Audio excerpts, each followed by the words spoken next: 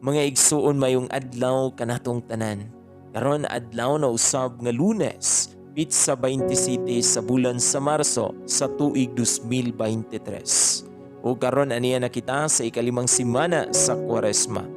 Sa ngalan sa Amahan, sa Anak, o sa Espiritu Santo. Amen.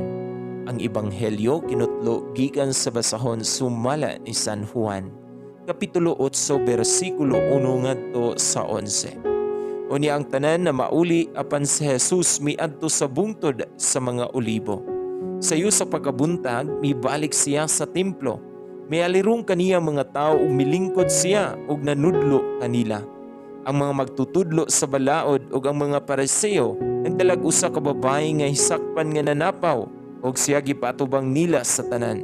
Mingon sila kang Jesus, magtutudlo, kining bayhana na sakpan nga nanapaw. Sa atong balaod nagsugo si Moises nga ang magbuhat sa ingon, kinahanglan batuon hangtod mamatay. Karon unsa may imong ikasulti?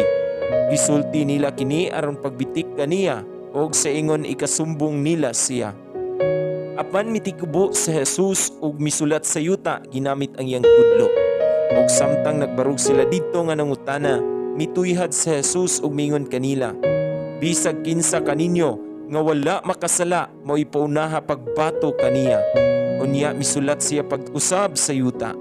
Sa pagkadungog nila sa gisulti ni Jesus, nag-iyay silag pamahawa ug naguna ang mga tigulang. Nahibilin si Jesus ug ang babae nga nagbarug gihapon didto. Si Jesus mituyhad ug mingon kaniya, hain naman sila. Wala ba'y nagpabilin aron pagsilot kanimo? Wala sir, siya mitubag. Si Jesus mingon kaniya, kun mao ka na, bisan ako dili usab mo silot kanimo. Lakaw ug ayaw na pagpakasala. Mga igsuon, ang Ebanghelyo sa Ginoo. Dahigon ikaw, O Kristo.